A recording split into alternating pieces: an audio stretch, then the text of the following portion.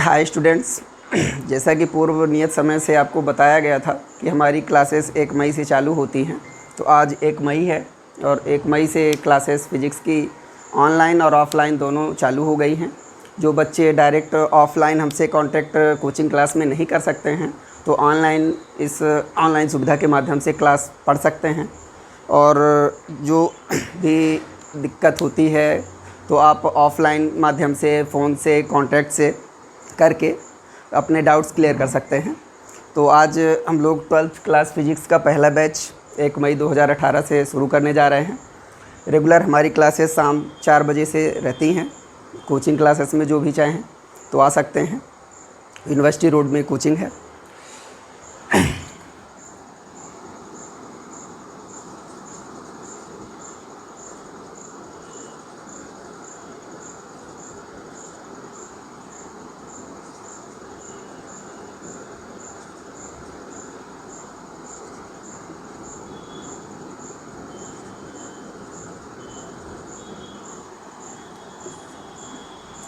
तो आज का जो टॉपिक है, हम पहले चैप्टर से शुरुआत करने जा रहे हैं। फर्स्ट चैप्टर फ़िज़िक्स का स्टार्ट करेंगे, चैप्टर फर्स्ट। और चैप्टर फर्स्ट का पहला जो चैप्टर है वो इलेक्ट्रिसिटी टॉपिक है। इलेक्ट्रिसिटी टॉपिक में हम लोग आज पहला अध्याय शुरू कर रहे हैं। जिसको अगर थोड़ा सा मेरे लैंग्वेज में प्रॉब्लम होगी तो बच्चे सभी स्टूडेंट्स बाद में शेयर कर सकते हैं कि क्या दिक्कत आ रही है, बता सकते हैं। तो आज का पहला जो टॉपिक है वो इलेक्ट्रिसिटी है। इलेक्ट्रिसिटी टॉपिक हम पढ़ने जा रहे हैं, है ना। तो सबसे पहले तो जान लेते हैं कि इलेक्ट्रिसिटी क्या है। ठीक है, सभी लोग इलेक्ट्रिसिटी से परिचित हैं और इलेक्ट्रिसिटी एक ग्रेटेस्ट इन्वेंशंस में से है। और इलेक्ट्रिसिटी के माध्यम से बहुत सारी सुविधाएं हम लोगों को मिलती हैं। और इसका बेसिक नॉलेज लेते हुए हम लोग 12th क्लास फ़िज़िक्स की स्टार्टिंग करते हैं।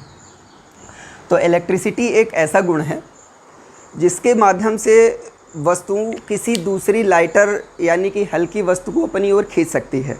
यानी कि the energy due to which the matter gets the property of attracting the lighter things और other substance, this is called electricity.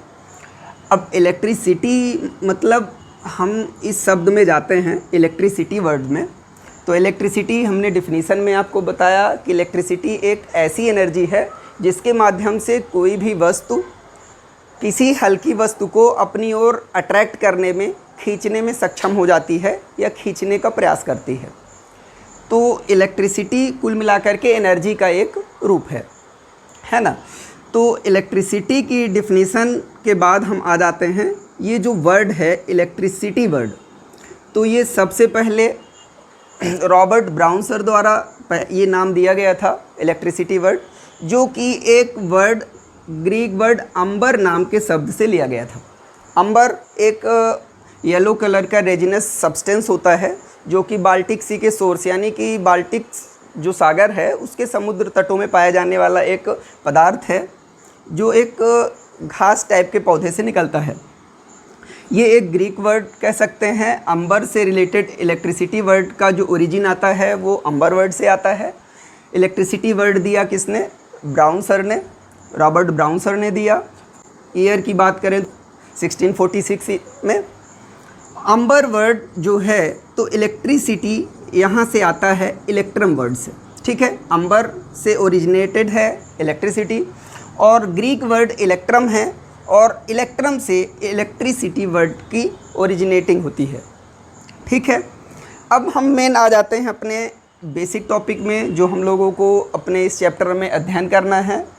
और इलेक्ट्रिसिटी जो है इसके 2 पार्ट होते हैं, यानी कि कह सकते हैं 2 ब्रांचेज हैं इलेक्ट्रिसिटी की। और ये दोनों ब्रांचेज हैं, पहली ब्रांच है इलेक्ट्रोस्टैटिक्स और दूसरी है इलेक्ट्रोकाइनेटिक्स। ठीक है, ये 2 ब्रांचेज हैं इलेक्ट्रिसिटी की, इलेक्ट्रोस्टैटिक्स और इलेक्ट्रोकाइनेटिक्स। इलेक्ट्रोस्टैटिक्स क्या है? फिजिक्स की ऐसी ब्रांच जिसमें हम रेस्ट में यानी कि स्थायी चार्जेस के प्रॉपर्टीज़ के बारे में पढ़ते हैं वो आएगा इलेक्ट्रोस्टैटिक्स के अंतर्गत, और फिजिक्स की ऐसी ब्रांच जिसके अंतर्गत हम पढ़ते हैं मूविंग चार्जेस के बारे में, वो आते हैं इलेक्ट्रोकाइनेमेटिक्स के अंतर्गत।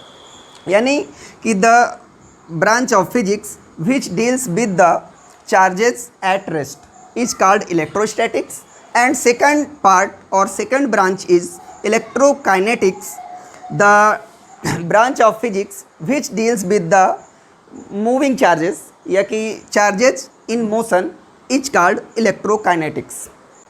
इसके बाद हम लोग डिफिनीसन में आते हैं इलेक्ट्रिक चार्ज की। हाँ, तो बात आती है इलेक्ट्रिक चार्ज की। इलेक्ट्रिक चार्ज क्या है? इलेक्ट्रिक चार्ज एक ऐसी फिजिकल क्वांटिटी है जो किसी भी सब्सटेंस में यानी कि पदार्थ में अगर जुड़ जाती है तो उसमें एक गुण आ जाता है इलेक्ट्रिसिटी का, यानी अट्रैक्शन का गुण आ जाता है। इसी गुण को हम लोग बोलते हैं या कि उस सब्सटेंस को बोलते हैं इलेक्ट्रिक चार्ज। यानी कि the property of a substance, या कि इसको ऐसे बोलें कि it is the physical quantity which when added to a substance it gets the property of attraction is called electric charge. Electric charge एक फिजिकल क्वांटिटी है। Electric charge is a physical quantity और scalar quantity, और इसकी SI unit होती है। कोई भी physical quantity जो है उसको हम पढ़ें तो उसके बारे में दो चीज़ें तो जानना ज़रूरी होता है। पहली एसआई यूनिट, तो एक स्केलर क्वांटिटी है इलेक्ट्रिक चार्ज और इसकी यूनिट होती है कूलाम। इसको हम कैपिटल लेटर सी से डिनोट करते हैं। और दूसरी चीज़ होती है डायमेंशनल फार्मूला। तो इस स्केलर क्वांटिटी का डायमेंशनल फार्मूला होता है m0 L0 TA।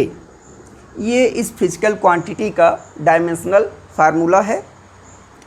फिर इलेक्ट्रिक चार्ज के टाइप में आते हैं, तो इसके दो टाइप हम मानते हैं इलेक्ट्रिक चार्ज के। पहला पॉजिटिव और दूसरा निगेटिव, ये दो टाइप हैं। पॉजिटिव की बात करते हैं हम। पॉजिटिव किसको कहेंगे? अगर किसी भी पदार्थ को, एक बॉडी को दूसरे बॉडी में रब करते हैं और उसमें इलेक्ट्रॉनों की कमी हो जाती है, यानी कि the lack of electron on a body by rubbing a substance on other body, then this is called positive charge. If any body have the lack of electron, then it is called positive. And other hand, if the efficiency or more electron on a body, or we can also say that if a lack of proton, then it is called negative substance और negative charge. इसको हम एक सरल से उदाहरण के रूप में भी समझ सकते हैं, चूँकि हम चर्चा करेंगे इस टॉपिक में फ्रिक्शनल इलेक्ट्रिसिटी की। फ्रिक्शनल इलेक्ट्रिसिटी यानी कि अगर किसी एक बॉडी को हम दूसरी बॉडी से रब करते हैं तो इनमें इलेक्ट्रॉनों का आदान प्रदान होता है, यानी कि इलेक्ट्रॉन ट्रांसफ़र होते हैं एक बॉडी से दूसरी बॉडी में। तो इस प्रकार की जो इलेक्ट्रिसिटी प्रोड्यूस होती है उसको हम बोलते हैं फ्रिक्शनल इलेक्ट्रिसिटी। तो फ्रिक्शनल इलेक्ट्रिसिटी की कंडीशन में हम एक सरल सा एग्जांपल लेते हैं पॉजिटिव चार्ज और निगेटिव चार्ज को समझने के लिए। चूँकि हम जानते हैं कोई भी सब्सटेंस है वो तीन एलिमेंट से मिलके बना हुआ होता है, इलेक्ट्रॉन, प्रोटॉन और न्यूट्रॉन। ये चीज़ हम लोग केमिस्ट्री में बेसिक पढ़ चुके होते हैं। कोई भी बॉडी इलेक्ट्रॉन, प्रोटॉन और न्यूट्रॉन से बनती है। इन दोनों की बातें हम करते हैं। मान लेते हैं कोई एक बॉडी है A जिसमें इलेक्ट्रॉनों की संख्या यानी नंबर ऑफ इलेक्ट्रॉन्स 10। तो निश्चित रूप से इलेक्ट्रॉन और प्रोटॉन की संख्या न्यूट्रल कंडीशन में इक्वल होती है, तो इसमें प्रोटॉन भी होंगे 10। न्यूट्रॉन्स की संख्या इक्वल भी हो सकती है, कम भी ज़्यादा हो सकती है, बिकॉज इसमें कोई चार्ज नहीं पाया जाता, इसको हम नेगलेक्ट करते हैं। Electron negative charge, proton positive charge होता है। अब दूसरी बॉडी हम लेते हैं जिसमें मान लेते हैं कि इलेक्ट्रॉनों की संख्या है 15, यानी नंबर ऑफ इलेक्ट्रॉन्स है 15। प्रोटॉन्स भी निश्चित रूप से न्यूट्रल कंडीशन में होंगे 15, चूँकि न्यूट्रॉन जो होते हैं वो विदाउट एनी चार्ज होते हैं, तो इनको हम नेगलेक्ट करते हैं। Electron negative charge, proton positive charge. अब अगर एक बॉडी ए को बी के सरफेस में रब किया जाता है, जब रब करेंगे तो एनर्जी ट्रांसमिशन के ज़रिए एनर्जी ट्रांसमिट होगी, तो इलेक्ट्रॉन इन दोनों में से ट्रांसफ़र होंगे। किसी एक बॉडी से इलेक्ट्रॉन दूसरी बॉडी में जाएंगे। सपोज करते हैं कि बॉडी बी से इलेक्ट्रॉन ए में आते हैं। रब करने पर अगर एक इलेक्ट्रॉन यहाँ से माइनस होता है तो निश्चित रूप से एक इलेक्ट्रॉन यहाँ वही इलेक्ट्रॉन प्लस हो जाएगा। तो यहाँ इलेक्ट्रॉनों की संख्या हो जाएगी 11 और यहाँ इलेक्ट्रॉनों की संख्या हो जाएगी 14। तो अब इस कंडीशन में हम कंपेयर करते हैं इलेक्ट्रॉन और प्रोटॉन की। तो बॉडी ए में नंबर ऑफ़ इलेक्ट्रॉन्स हैं 11 और बॉडी ए में ही नंबर ऑफ़ प्रोटॉन है 10। यानी हम कह सकते हैं कि यहाँ पे प्रोटॉन्स की कमी हो गई है और इलेक्ट्रॉन्स की संख्या ज़्यादा है। तो बॉडी ए जो है वो निगेटिव मानी जाएगी because there is lack of proton, and here body B have more proton than electron, so body B is called positive. सीधे शब्दों में हम अगर इसको समझना चाहें तो कह सकते हैं कि इलेक्ट्रॉन को डोनेट करने वाला जो बॉडी होगा, सब्सटेंस होगा, वो पॉजिटिवली चार्ज्ड माना जाएगा, और इलेक्ट्रॉन को लेने वाला, टेक करने वाला जो बॉडी होगा, सब्सटेंस होगा, वो निगेटिव चार्ज माना जाएगा। इसके लिए हम एक एग्जांपल लेते हैं। आपको समझ में आ गया होगा कि हम किस बॉडी को पॉजिटिव बोलेंगे और किस बॉडी को निगेटिव बोलेंगे। अगर किसी भी बॉडी में इलेक्ट्रॉनों की कमी है, प्रोटॉनों की तुलना में इलेक्ट्रॉनों की कमी है, तो जाहिर सी बात है कि वो पॉजिटिव होगा। और अगर किसी भी बॉडी में इलेक्ट्रॉनों की अधिकता है, प्रोटॉनों की कमी है, तो वो बॉडी आपकी निगेटिवली चार्ज मानी जाएगी। एग्जाम्पल के तौर पर अगर हम एक ग्लास की रॉड लेते हैं, ग्लास रॉड, उसको किसी भी सिल्क या की क्लॉथ में रब करते हैं, घिसते हैं, तो इलेक्ट्रॉन्स निकल करके ग्लास रॉड से जाते हैं कहाँ, सिल्क में।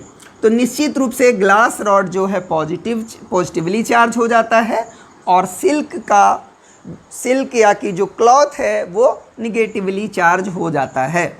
इसी तरह से अगर किसी भी वूलन क्लॉथ के ऊपर इबोनाइट की रॉड को रब किया जाता है, तो जो वूलन क्लॉथ होगा वो पॉजिटिवली चार्ज हो जाएगा, इबोनाइट निगेटिवली चार्ज हो जाएगा, क्योंकि वूलन क्लॉथ से इलेक्ट्रॉन्स निकल करके कहाँ जाते हैं, इबोनाइट की रॉड में जाते हैं।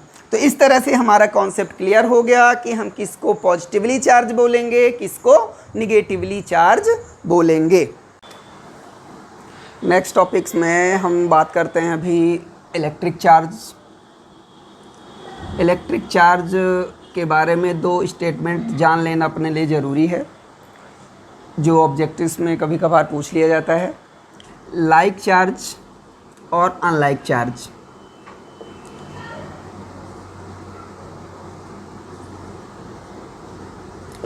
Like charge always repel each other and unlike charge attract each other। कभी भी लाइक चार्ज एक दूसरे को हमेशा रिपेल करेंगे और अनलाइक चार्ज हमेशा एक दूसरे को अट्रैक्ट करते हैं। इसके बाद हम अगले टॉपिक में बढ़ते हैं और ये है मीडियम जिनसे चार्ज चलते हैं। तो इसमें से कंडक्शन के बारे में हम बात करेंगे, चार्जेस के कंडक्शन के बारे में हम बात करेंगे। तो कंडक्टर्स के 3 टाइप हम मानते हैं चार्जेस या कि इलेक्ट्रिसिटी के मीडियम के रूप में। पहला है कंडक्टर, सेकंड है नॉन कंडक्टर या कि इनको बोलें insulator. Non conductor means insulator. और थर्ड है सेमी कंडक्टर। ऐसे सब्सटेंसेस जिनसे इलेक्ट्रिसिटी के फ़्लो के बारे में हम बात करेंगे, जिनसे चार्जेस फ़्लो हो सकते हैं। तो पहला नाम आता है कंडक्टर्स का। तो conductors are those substance which allow to flow the charge through them easily are called conductor. Example जैसे सिल्वर, गोल्ड, आयरन एक्सेट्रा। यहाँ सिल्वर एक ऐसा मेटल है जिसको इलेक्ट्रिसिटी का बेस्ट कंडक्टर बोला जाता है। ये सबसे अच्छा कंडक्टर होता है इलेक्ट्रिसिटी का। नॉन कंडक्टर और इंसुलेटर, तो insulators are those substance which do not allow to pass the charges through them are called insulators. And semi conductors are those substance whose electrical conductivity lies between conductor and insulators। यानी electrical conductivity की बात की जाए तो decreasing order में इनकी allowing capacity होती है सबसे ज़्यादा कंडक्टर की। कंडक्टर के बाद आते हैं सेमी कंडक्टर, और सेमी कंडक्टर के बाद आते हैं इंसुलेटर, जो किसी भी प्रकार से चार्जेस को अपने में से फ़्लो नहीं होने देते हैं। ये तीन वैरायटी हो सकती है इलेक्ट्रिकल मीडियम की, जिनसे चार्ज फ़्लो होते हैं, वो कंडक्टर इजीली फ़्लो हो जाते हैं। इनमें number of free electrons abundance यानी कि बहुत ज़्यादा मात्रा में पाए जाते हैं, जिनसे इलेक्ट्रॉनों का आदान प्रदान यानी कि फ्लोइंग काफ़ी आसानी से होती है। सेमी कंडक्टर्स में नंबर ऑफ़ फ्री इलेक्ट्रॉन्स बहुत कम होते हैं, जिनसे चार्जेस के फ़्लो होने में थोड़ी सी रुकावट आती है। और इंसुलेटर में फ्री इलेक्ट्रॉन बिल्कुल नहीं पाए जाते, या कि पाए जाते हैं तो वो मूव करने में सक्षम नहीं होते, इसलिए इलेक्ट्रॉनों का आदान प्रदान आसानी से नहीं होता, ट्रांसफ़र नहीं होता, इसलिए ये इंसुलेटर होते हैं। फिर नेक्स्ट अगले टॉपिक में हम आते हैं चार्जिंग के बारे में। कोई भी बॉडी आखिर चार्ज कैसे हो सकती है, या कि किसी में चार्ज कैसे आता है। तो हमने पहली डिफिनीसन पढ़ी थी इलेक्ट्रिसिटी की, और उसमें एक नाम आया था फ्रिक्शनल इलेक्ट्रिसिटी का। यानी कि इलेक्ट्रिसिटी के बेसिक कॉन्सेप्ट में पहला तो इलेक्ट्रिसिटी को जनरेट करने का माध्यम है फ्रिक्शन, यानी कि एक बॉडी को दूसरी बॉडी में जब हम रब करते हैं तब इलेक्ट्रिसिटी प्रोड्यूस होती है। और इलेक्ट्रिसिटी प्रोड्यूस होने का माध्यम क्या है, इलेक्ट्रिसिटी आखिर होती क्या है, ये कॉमन रूप में जान लेना ज़रूरी है कि अगर चार्ज एक बॉडी से निकल करके दूसरी बॉडी में जा रहा है, या कि इलेक्ट्रॉन और प्रोटॉन की बैलेंसिंग कम या ज़्यादा हो जाती है, उसी को हम इलेक्ट्रिसिटी बोल सकते हैं। क्योंकि उस बॉडी में, उस सब्सटेंस में अट्रैक्ट करने का गुण ऑटोमेटिकली आ जाता है, और जिस बॉडी में अट्रैक्ट करने का गुण होगा उसी बॉडी को हम इलेक्ट्रिकली चार्ज बोलेंगे। ठीक है, तो पहला जो तरीका है वो होता है फ्रिक्शनल, और दूसरा होता है इंडक्शन का। यानी इलेक्ट्रिसिटी जो है या कि चार्ज जो है वो इंडक्शन के माध्यम से भी प्रोड्यूस की जा सकती है। तो फ्रिक्शनल यानी एक बॉडी को जब दूसरी बॉडी के ऊपर रब करते हैं तो चार्ज एक बॉडी से निकल करके दूसरी बॉडी में ट्रांसफ़र होते हैं, वो फ्रिक्शनल प्रोडक्शन होगा। नॉर्मली हम देखते हैं पेन हो गया, बाल में कंघी करने वाली कंघी हो गई, उसको अगर हम यूज करें, जैसे पेन हो गया, इसको रब करते हैं किसी छोटे से बॉडी धूल में, कागज़ के छोटे छोटे टुकड़ों में, तो उसको वो अट्रैक्ट कर लेती है। तो इस प्रकार की जो अट्रैक्शन की क्वालिटी या की प्रॉपर्टी आती है वो फ्रिक्शनल इलेक्ट्रिसिटी हो गई। दूसरा चार्जिंग का प्रोसेस या तरीका है इंडक्शन का। इसमें अगर एक बॉडी को दूसरी बॉडी के पास में हम ले जाते हैं, ठीक है, एक बॉडी को दूसरी बॉडी के पास में ले जाते हैं और दोनों के बीच में कोई नॉन कंडक्टर यानी इंसुलेटेड मीडियम होता है, दोनों को फिजिकली कांटेक्ट में नहीं लाते हैं, इस कंडीशन में एक बॉडी जो फर्स्ट बॉडी है उसके नियरेस्ट लाई गई सेकंड बॉडी के नियरर पोजीशन में या कि नियरर एंड में सेम टाइप का चार्ज, उसके जस्ट अपोजिट, अगर ये पॉजिटिवली चार्ज है तो इसके नियरर में जस्ट अपोजिट चार्ज इंड्यूस हो जाता है, और जो फॉर एंड है उसमें जस्ट अपोजिट टाइप का चार्ज ऑटोमेटिकली इंड्यूस्ड हो जाता है, इसको हम बोलते हैं इलेक्ट्रिकल इंडक्शन। इस प्रोसेस को या इस फिनोमिना को हम लोग इलेक्ट्रिकल इंडक्शन बोलते हैं और इस माध्यम से भी चार्ज प्रोड्यूस किए जा सकते हैं। हालांकि चार्ज प्रोड्यूस कहना गलत होगा यहाँ पे, क्योंकि चार्ज को ना तो हम प्रोड्यूस कर सकते हैं ना डिस्ट्रॉय कर सकते हैं। केवल चार्ज एक बॉडी से दूसरी बॉडी में ट्रांसफ़र होते हैं, एक स्थान से दूसरे स्थान में ट्रांसफ़र हो सकते हैं। ठीक है, हम चार्ज की इस क्वालिटी को जस्ट इसके आगे पढ़ने जाएंगे कि चार्ज में बेसिकली 3 मेन बेसिक प्रॉपर्टीज़ होती हैं। इन तीनों प्रॉपर्टीज़ को हम जस्ट अभी पढ़ेंगे। तो इस टॉपिक में हम बात करते हैं चार्ज के 3 बेसिक रूल्स के बारे में। ये 3 बेसिक रूल्स हैं। फर्स्ट है conservation of charge, conservation of charge. Second rule है क्वांटाइजेशन ऑफ चार्ज और थर्ड है एडिटिविटी, एडिटिविटी ऑफ चार्ज। ये 3 बेसिक रूल्स होते हैं चार्ज के बारे में। पहले रूल में हम चर्चा करते हैं कंजर्वेशन ऑफ चार्ज। तो अकॉर्डिंग टू दिस रूल या कि according to this law, the net charge of an isolated body is always remains constant. The net charge or total charge of a body, isolated body, remains always constant. Second, quantization of charge. तो second law जो है वो है the magnitude of all free charge is an integral multiple of elementary charge. Elementary charge को हम denote करते हैं small ई से, यानी कि ये एक एलिमेंट्री वैल्यू होती है जिसको नॉर्मली हम लोग इसकी वैल्यू होती है 1.6 × 10⁻⁻19 कूलाम, यानी कि न्यूनतम वैल्यू होती है, मिनिमम वैल्यू होती है एक चार्ज की। इसकी वैल्यू होती है E = 1.6 × 10⁻⁻19 कूलाम की equal. And according to this law, if number of electron is found on any substance, then value of n equal to value of charge q equal to ne, where n की values integer में होगी 1, 2, 3, 4 and dot dot so on. ये value positive negative q equal to positive negative होगी। अब यहाँ पे अगर कोई भी चार्ज पॉजिटिवली चार्ज होगा तो एन ई की वैल्यू पॉजिटिव होगी, और अगर चार्ज कोई भी सब्सटेंस निगेटिवली चार्ज होगा तो वहाँ पे इसकी वैल्यू निगेटिव होगी, यानी -n ही होंगे।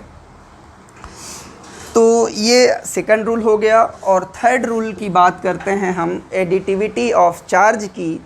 तो एडिटिविटी ऑफ चार्ज के अकॉर्डिंग अगर किसी भी बॉडी में नंबर ऑफ चार्जेस पाए जा रहे हैं उस बॉडी में अलग अलग पार्ट्स में, तो टोटल चार्ज Q की वैल्यू होगी सभी चार्जेस का सम उस बॉडी के अंदर पाए जाने वाले टोटल सम के या एल्जेब्रिक सम के इक्वल होगा।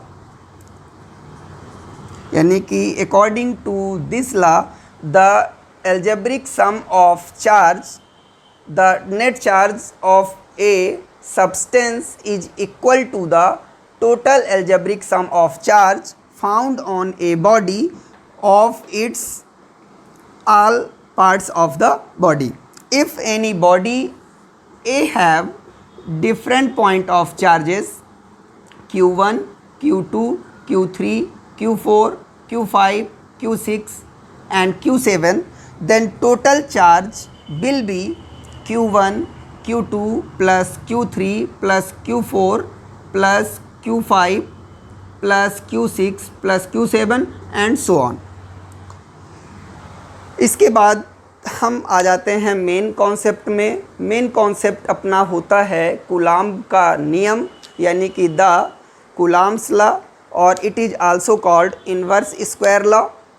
और ये एक बेसिक लॉ होगा अपने इलेक्ट्रोस्टैटिक्स का, जिसके अकॉर्डिंग हम आगे के सारे सिद्धांत, सारे फिनोमिना और अन्य डेरिवेशन देखेंगे। इसलिए इस लॉ को, कूलॉम्स लॉ को समझना ज़रूरी होगा। और ये बिल्कुल सिमिलर लॉ है ग्रेविटेशनल लॉ के अकॉर्डिंग, जैसा कि हमने 9th क्लास में ग्रेविटेशनल लॉ पढ़ा था, F = gm1m2/d²। सिमिलरली इसी प्रकार से इलेक्ट्रोस्टैटिक्स में भी हम लोग जो एक नियम पढ़ेंगे, यह भी एक यूनिवर्सल लॉ होगा। इस लॉ के अकॉर्डिंग हम लोग आगे के सारे कॉन्सेप्ट पढ़ेंगे। अगला टॉपिक हम लोग पढ़ते हैं कूलॉम्स इनवर्स स्क्वायर लॉ। ये काफ़ी इम्पोर्टेंट लॉ है, बेसिक लॉ है इलेक्ट्रोस्टैटिक्स के लिए। यहीं से सारे डेरिवेशंस की शुरुआत होती है, इसको समझना ज़रूरी है। कूलॉम्स इनवर्स स्क्वायर लॉ, इस लॉ को पढ़ने के पहले हमको एक छोटी सी डिफिनेशन जान लेना ज़रूरी होगा पॉइंट चार्ज की।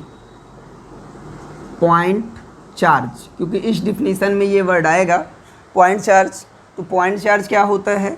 Point charges are those charge whose size is negligible than the distance between them. यानी कि अगर किसी भी चार्ज की साइज उनके डिस्टेंस के तुलना में, कंपेयरिंग में काफ़ी छोटी हो, तो ऐसे चार्जेस को हम पॉइंट चार्ज कह सकते हैं, उनको पॉइंट चार्ज के नाम से बुलाते हैं। तो point charges are those points whose size is negligible then their distance between the charges is called point charges। अब हम बात करते हैं कूलॉम्स इन्वर्स स्क्वायर लॉ के according, Coulomb inverse square law के बारे में। तो अकॉर्डिंग टू दिस लॉ, इस लॉ को लिखने के पहले हमें केवल दो चीज़ें कीवर्ड्स के रूप में ध्यान रख लेनी चाहिए। जो फोर्स होता है तो Q1 एंड Q2 और F प्रोपोर्शनल टू 1/r²। ये दो कीवर्ड अपने पास अगर रहेंगे तो इस लॉ को हम काफ़ी अच्छे से वर्ड टू वर्ड डिफाइन कर पाएंगे। तो according to this law, the force of attraction और repulsion, according to this law the force of attraction और repulsion between two charges is directly proportional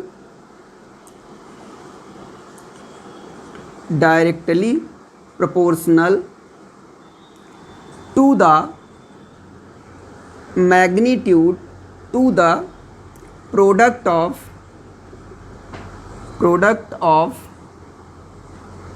magnitude of charges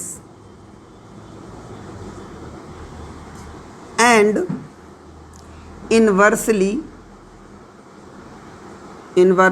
proportional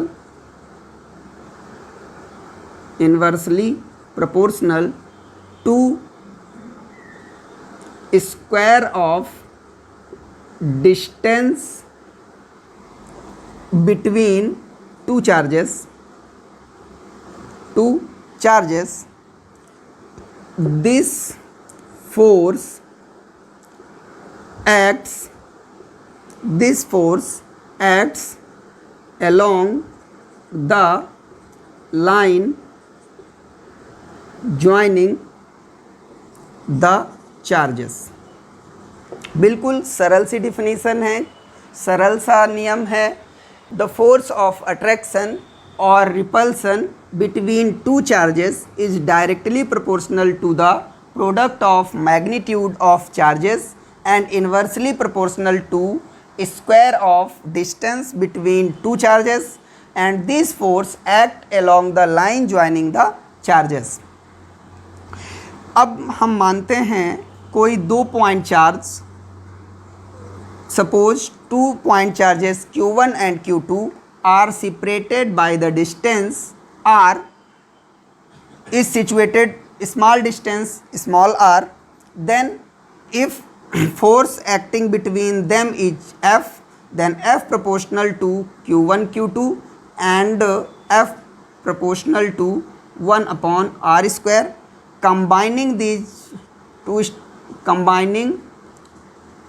equation, then F proportional to Q1 Q2 upon R square, then F equal to K Q1 Q2 upon R square, where K is a proportionality constant, where K is a proportionality constant which is called electrostatic force constant. अब इस के लिए हमने use किया है electrostatic force constant because ये force जो दो चार्जेज के बीच में लग रहा है ये इलेक्ट्रोस्टैटिक फोर्स है, पॉइंट चार्जेज के बीच में लगने वाला इलेक्ट्रोस्टैटिक फोर्स है, तो इसके लिए कांस्टेंट यूज किया जा रहा है। इसलिए इस कांस्टेंट का नाम हम लोग रख देते हैं इलेक्ट्रोस्टैटिक फोर्स कांस्टेंट। ठीक है, अब इसकी वैल्यू अलग अलग चीज़ों पर डिपेंड करती है। सबसे पहले तो डिपेंड करती है मीडियम पर और दूसरा मेजरमेंट पर। अगर एसआई यूनिट की बात करें तो के की वैल्यू एयर और वैक्यूम के लिए हम लोग रखते हैं 1/4 पाई एप्सिलॉन 0, जहाँ पे एप्सिलॉन 0 जो है तो इसको हम लोग बोलते हैं permittivity of the medium, air और किसी मीडियम की परमिटिविटी, और इसकी वैल्यू सॉल्व करने पर आती है के की वैल्यू 9 × 10⁹ न्यूटन मीटर स्क्वायर पर कूलम स्क्वायर। तो ये वैल्यू हम रखते हैं इक्वेशन फर्स्ट में। तो F की ओवरऑल वैल्यू अपने को मिलती है 1/4 pi epsilon 0 Q1 Q2 upon R square. ये वैल्यू आएगी न्यूटन में। अगर इसकी वैल्यू हम रख देते हैं तो एक नया इक्वेशन हमको प्राप्त होगा F equal to 9 × 10⁹ Q1 Q2 upon R square. ये वैल्यू होगी एसआई यूनिट में और फोर्स की यूनिट होगी न्यूटन। इस तरह से ये आज का पहला वीडियो क्लास समाप्त होती है। अगले टॉपिक में, अगले वीडियो क्लास में हम लोग पढ़ेंगे गॉस थ्योरम्स, और गॉस थ्योरम से पहले एक इम्पॉर्टेंट टॉपिक आता है इलेक्ट्रिक फील्ड इंटेंसिटी, और उससे रिलेटेड दो डेरिवेशन जो एग्ज़ाम की दृष्टि से काफ़ी इम्पॉर्टेंट हैं। इनको पढ़ना हमारे लिए काफ़ी आवश्यक है और बहुत ही सरल डेरिवेशन है। इनको हम लोग अगले वीडियो क्लास में पढ़ेंगे। तब तक के लिए सभी स्टूडेंट्स को गुड इवनिंग। मिलेंगे अगले वीडियो में। थैंक्स।